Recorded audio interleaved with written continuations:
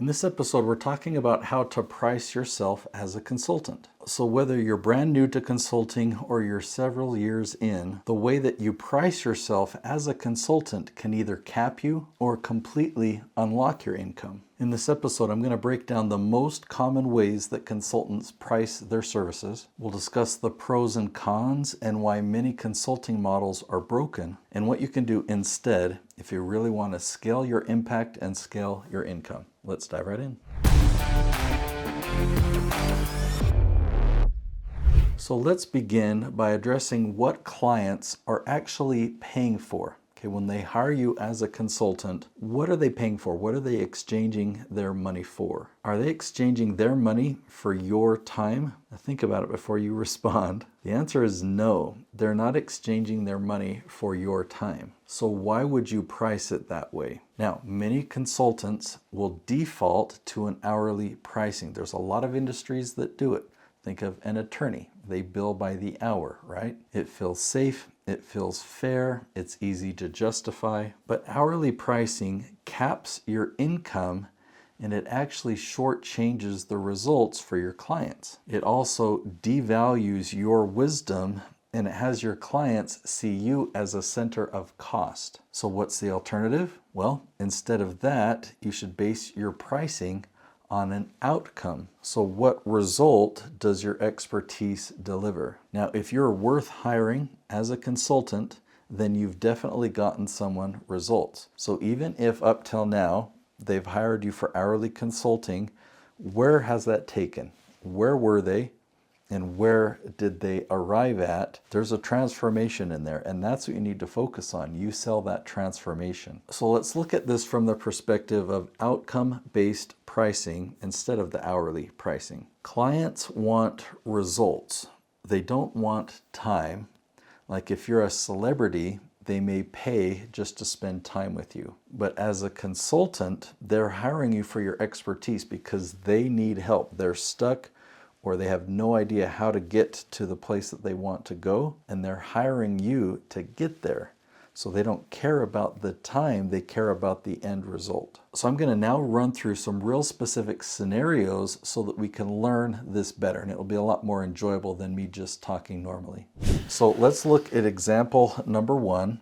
This is a person named Elena. She charges $150 per hour for digital marketing consulting. Most of her clients are startups, they're solopreneurs. She tracks her hours and invoices weekly. The reason that she does this, it says that she feels it's transparent and safe for clients who want to control the budget.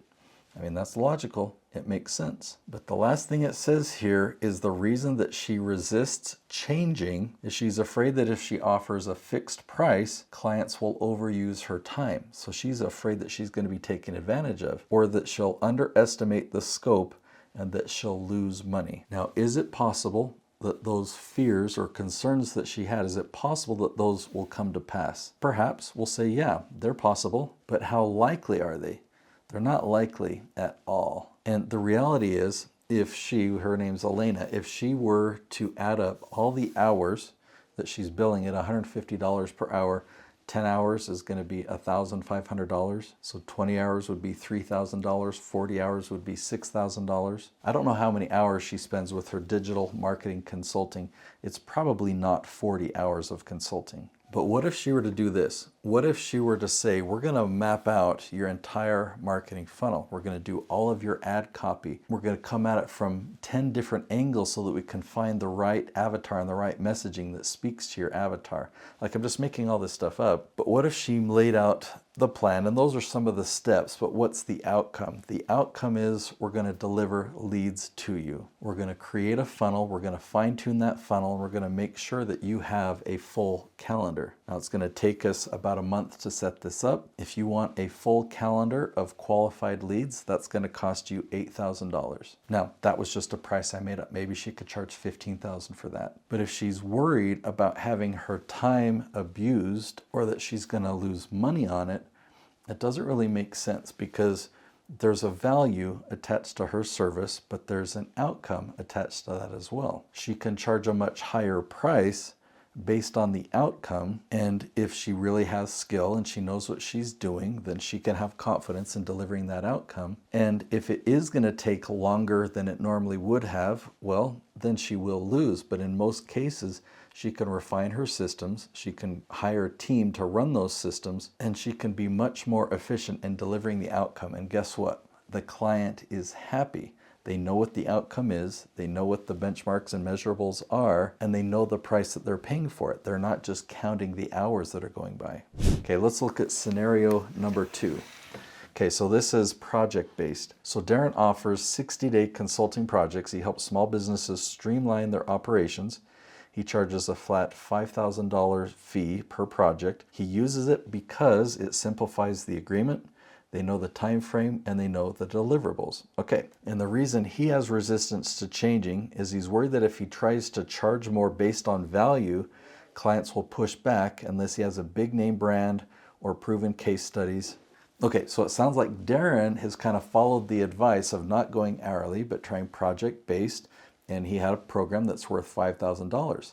And he has a fear, what if he changes that to $10,000? Well, I don't know if that's a good idea or not, because I don't really know the outcome that he delivers. I mean, he's helping businesses streamline their operations, so I don't know exactly what that means. What's the challenge? What needs to be streamlined? How much impact financially is that going to have on the business? So when he streamlines their business operations, if they increase their revenue by 6 figures, then it doesn't really matter if Darren charges $5,000 or $10,000, because those clients are really going to value that. So Darren just needs to have confidence on that deliverable, and he needs to put a value on it. Like, how many people has he taken through that program at $5,000? There's no problem with him staying at that point for a while. But if he looks at the outcome and he says, oh, client A made an additional $200,000 because of my work. Oh, this client made an additional $500,000. This client made $3 million because of what I did. When you've got case studies and a track record of success like that, you can look back and say, you know what? I think my service is worth $10,000. You wouldn't raise it just for the sake of raising it. That would be risky, but you've got to look at the value, and if the value's there, then people will pay for it. And then at the end of the service, they'll give you a great testimonial. Okay, so let's look at one more, a retainer for a leadership consultant, okay? So her name is Priya. She works with mid-sized teams on leadership development. She charges $2,000 a month for ongoing advisory support, attending meetings, reviewing training plans, and giving feedback. Okay, she uses it because it provides stable, recurring income, and it makes her feel part of the team. Okay, those sound great. She resists changing because she's concerned that if she sells based on outcome, it's too intangible.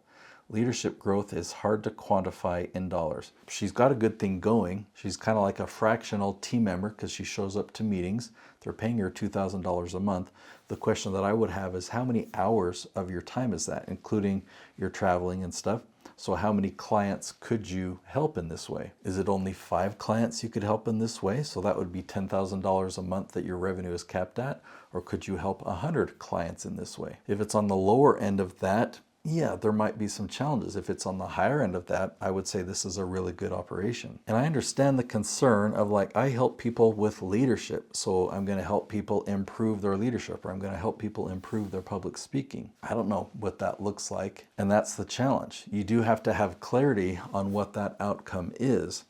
I would feel like, even with a scenario like this, how would you sell your program? Because people have to believe in a result. They have to believe in this end goal, or else they wouldn't have hired you. So even though it's intangible, I would say talk to your customers. What are they expecting to receive? What are the results that they're expecting to have?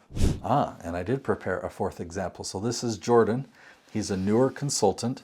He's got outcome-based hesitation. Let's see why. He just left a corporate role and he started consulting in the HR space. He's helped 2 companies improve onboarding processes, and he wants to move towards packaging his services, but he isn't sure how to do it.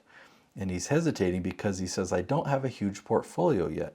What if the outcome I promise doesn't happen? Should I wait until I've helped 20 plus clients before charging based on results? I mean, I think that's a fair concern. And yeah, I mean, once you've got 20 plus, that's a very good time to be able to offer that. but it says that he's helped a couple people, and I don't know how we charge them. Maybe it was hourly. It doesn't sound like it was based on the outcome yet, but it does require confidence. So if Jordan isn't confident that he can help deliver that same outcome to a third person, then maybe hold off, right? But do you feel confident in charging hourly if you're not confident that you could help people get an outcome? See, I don't think you should sell your services if you don't have confidence. If you need to develop confidence, then give away your services for free. Or maybe you could have the payment tied to the outcome. You know, like, once I get you this result, then this is the amount that we've contracted that you'll pay. And there is a risk there, right? What if you don't deliver the outcome? Well, if you don't deliver the outcome, then you don't deserve to get paid. Count it as experience for you. They're giving you training. They're giving you education. They're giving you feedback. So yeah, if you don't deliver the outcome, well, don't expect payment. So I want to add a couple things that we've been talking about. So we've talked about it's better to charge based on the outcome and focus on that outcome instead of hourly time. The more clear you can make that outcome, the easier it is to actually sell. And clients will really appreciate when you focus on that outcome. Now, the part that I want to tie in is your marketing. Okay, if the marketing and your efforts that pull people in, the solutions that they need relate to that outcome, that seems obvious, but you need to make sure that the problem that you're presenting in the marketing is the problem that you solve. So let me give you an example, because what I do is I help people get their videos ranked at the top of YouTube. And they're educational videos, right? So they're not sales videos. So what we do is we find the questions that our target audience is asking online, whether it's Google, YouTube search, or ChatGPT. We find those questions and we make content that will answer their questions. And we make sure that they're questions from our dream clients. So they watch that video, and there's trust that's built there because we've really helped them out. We give them a free resource, so they go to our website to get that free resource, and now we have their contact information. And so by the time we have a conversation with them, they already trust us and they're very interested in working with us. Now, you need to make sure that the questions that you're answering directly relate to this outcome-based service that you're offering. I'll just give a personal example. If my service is helping you generate leads from YouTube, but the question that people are asking is how to edit in Adobe Premiere, they're looking to edit a video. They're not hiring me to do their video production to generate leads. So you need to make sure that the content and the marketing efforts that you do align with your business. When I talk about confidence, it's not false confidence. I want you to really be confident in your pricing because you're confident in the result that you can deliver. The next step I want you to take is to learn how to market your expertise to social media. So I'm going to link to another video right here, and the title of the video is How to Reach Your Target Audience on Social Media. This is how you can put your expertise in front of people who've never heard of you before, but really need your expertise. So I'll see you in the next episode.